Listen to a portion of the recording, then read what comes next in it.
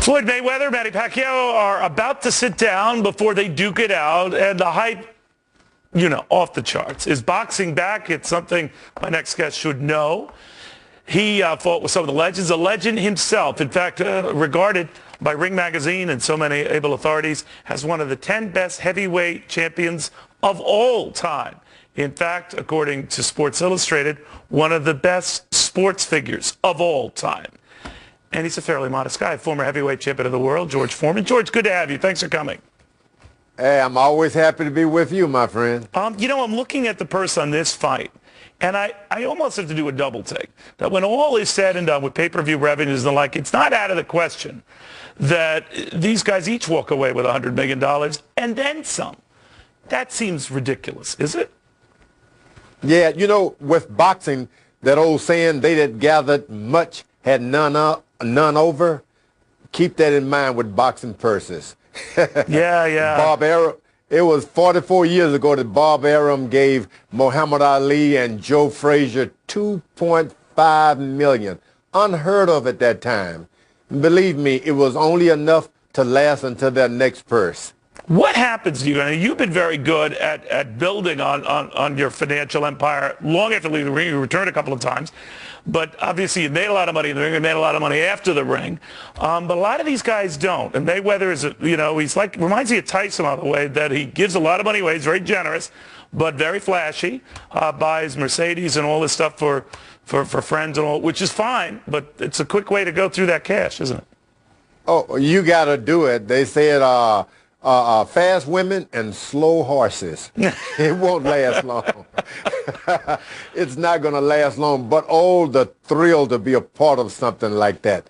To go into the ring that night and everybody's cheering one way and the other, you have to live through that. It's more valuable than the purse you'll receive. Yeah, I'm always thinking of you in the Rumble in the Jungle and the great, fight with Muhammad Ali. You said you've watched video of that fight or film, I guess, for, hundreds of times, and it always has the same ending. Does it stick with you? Yeah, I keep thinking I'm going to win. I got to win this time, but I never win. It's all psychological, too, isn't it? I know when these two guys get into the ring, I don't know whether they personally like or don't like each other, but I know Ali was getting on your nerves before that fight. You were getting on his because, his own trainer was telling him, hey, this Foreman guy, he just might kill you. How does that come into play, George? It is strange because as the years go by, I hated the guy, and the guy didn't particularly care for me anyway. Right. But as the years have gone by, we are the oldest friends we have. You love each other. You want to call each other. You want to take I was on with the FaceTiming them the other day for my birthday. You realize, boy, if I'd only been a little close, a little more affection, things would have been affectionate. I would have been better off. My best friend now. What happens when you come out of the ring? The first time, you had so many lives, George. You think about it, you were the angry, surly, knock everyone out in a round or two guy in the early career. Then you come back, you're this grandfatherly, loving, everyone felt some attachment to you. And then you went into the Foreman Grill stuff, and you were hawking McDonald's and all this stuff. Anything you attached your name to was easy money. Is that where you are now, the easy money stage? You know what? I had 10 years out of boxing. You realize if you don't learn to sell, you're going to starve. So what do?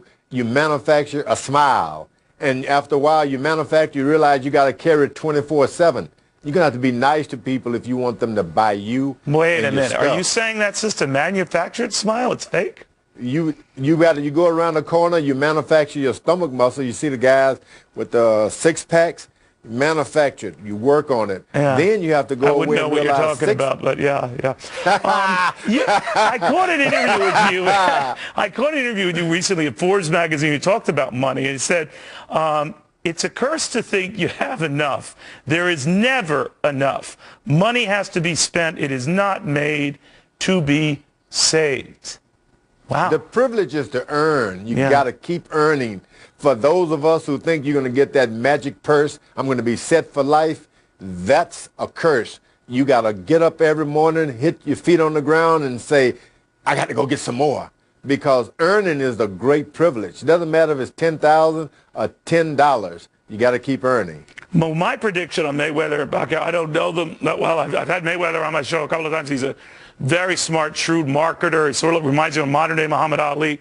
But he goes through money fast. And Mike Tyson, lost $1 billion earned in the ring, right? So you could lose it fast. How do you advise they hang on to it? The most important thing is you got to be generous, because when we were poor people, growing up poor, everyone was generous to us. They only had $10, they'd give us $2. So you got to keep that up. But the main thing is have one pocket that you don't spend. Save.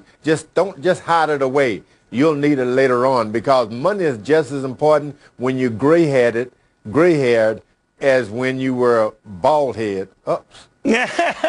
But do your kids and grandkids hear that and say, hey, Gramps, come on. We know you've got a lot of money, and come on, ka-ching, ka-ching, pass it on.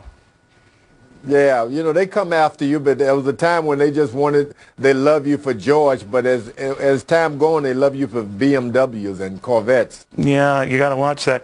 I thought of this bout that's coming up, and if you think about it, I take nothing away from either fighter. They're great fighters. But they're not heavyweights. In fact, the two of them together, I think, weigh about my left arm. Now, take nothing away from them, but what happened to the days where guys like you and Ernie Shavers and Larry Holmes and Muhammad Ali and Joe Frazier dominated the sport because you were the biggest, baddest guys? And just think, if they're successful with this fight, what would happen if they were both 250-pounders?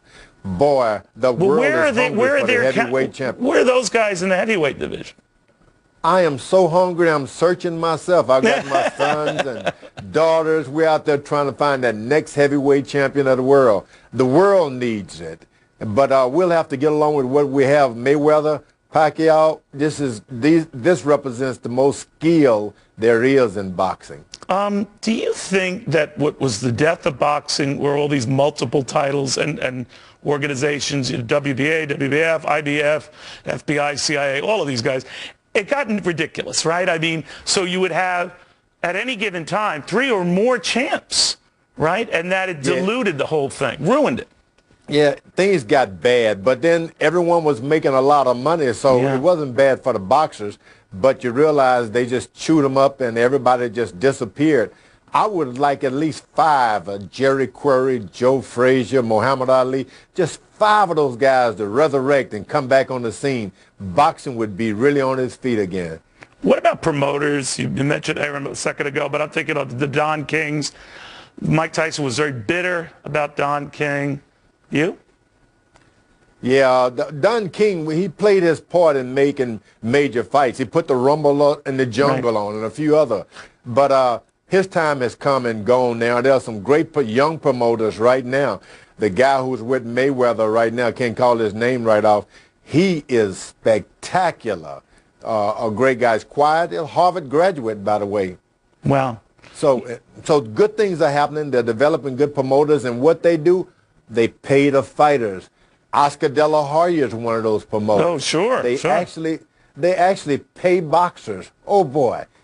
But you know, I also, George, I also read somewhere that Al Heyman. The guy name is Al Heyman. Al Heyman. He's the one. Absolutely. Yeah. I also remember that it was Bill Cosby who got you into hawking products. And you've heard all the stuff that's happened to him. What do you think of that? And him? Boy, Bill Cosby was a magnificent guy. He was really the standard bearer of minorities. Hey, giving the other guy some advice once you make it. Don't stay out late at night. Don't spend up all your money. What do you think of all these women who are making these charges against him? Yeah, I never did hear too much about him in those days about women, because as you know, I was boxing. I couldn't stay up late, coach. That is what we call a deaf non-answer, George. Yeah, but I mean, these are beloved fellas, and everybody gets a little adversity here and there, and you just have to wait and let their life play out and see what happened later on. Okay, the Foreman grill, do you use it yourself? Oh, it knocks out the fat. Okay. I couldn't be without it. You know, I'm the only guy. I can tell you my height, but not my weight. But I'm the same weight that I fought as heavyweight champ of the world. It's because Amazing. I eat properly and put everything on that grill. If you reverse the grill for me, so the fat could go back onto the meat, we might be talking something. But George, But now I've just started a program with the George Foreman's Butcher Shop, teaming up with a lot of farmers in the Foreman Butcher Shop. So now you have meat to put on your grill. Man, there you're you brilliant. go. All of the kids have something spectacular to put on the grill. All right. Grass-fed cattle, and so I'm doing something I really love now. Good for you, and a great attitude to go with it. George Foreman, thank you very, very much. Good seeing you. All right, thank you. All right. Thank you.